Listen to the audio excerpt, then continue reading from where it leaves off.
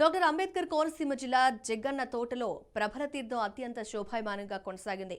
సంక్రాంతి పండుగ 3 రోజుల్లో భాగంగా కనుమ రోజున ప్రతి ఏటా ఈ ప్రభల తీర్థం వైభవంగా జరుపుకుంటారు.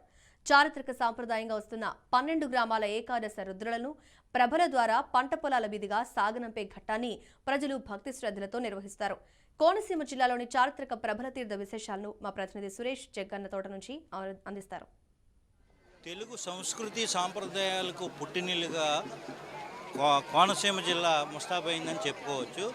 ప్రతి ఏటా సంక్రాంతి సీజన్లో కనుమ రోజున, ముఖ్యంగా కనుమ రోజున ప్రబల తీర్థాలు ఊరేగించడం ఆనవాయితీగా వస్తుంది. దాదాపు ఎన్నో సంవత్సరాల చరిత్ర కలిగిన, దాదాపు 500 సంవత్సరాల చరిత్ర కలిగినటువంటి ఏకాదశి రుద్రులందరినీ 12 గ్రామాలకు సంబంధించిన ప్రబల ఏకాదశి రుద్రులను ఊరేగిస్తారు. మొత్తం గ్రామాన్ని ఊరేగించుకుంటూ ఇలాగ కాలువలు తీసుకొచ్చి పంట పొలాల మధ్య నుంచి నడిపించుకుంటూ వెళ్ళటం ఇక్కడ మనం చూస్తున్నాం. ఇప్పుడు విజువల్స్లో చూస్తున్నాం. ఇప్పుడు ప్రధానంగా ఉన్నటువంటి ఏకాదశి రుద్రుడిని ఇప్పుడు ఈ పంట పొలాల కాలువ దాటించి పంట పొలాల మీదకి తీసుకువెళ్ళటాన్ని మనం చూస్తాం. విజువల్స్లో మనం ప్రత్యేకంగా చూసుకోవచ్చు. దీనికి సంబంధించి కూడా అనేక మంది ఇక్కడ ఏం జరుగుతుంది, ఎలా చేస్తున్నారు, ఎలా నిర్వహిస్తున్నారు అనేది ఆసక్తిగా చూడటం మనం అయితే తెలుసుకోవచ్చు. మనం విజువల్స్లో కనపడుతుంది.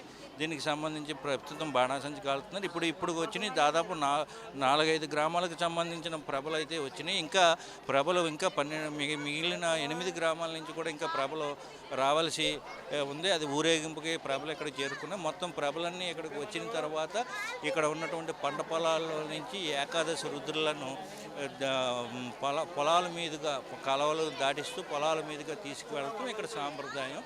ఈ సాంప్రదాయం ప్రతి ఏటా ఇలాగొచ్చి ఇక్కడ ఉన్న పంట పొలాలని ఏకాదశి రుద్రులందరూ ఆశీర్వదిస్తారని, ఇక్కడ అంత సుభిక్షంగా ఉంటుందని చెప్పేసి ఇక్కడ ఉన్నటువంటి ఆనవాయితీ అనుగుణంగానే ఈ ప్రభల తీర్థాన్ని నిర్వహిస్తున్న పరిస్థితి అయితే ఇక్కడ ఉంది.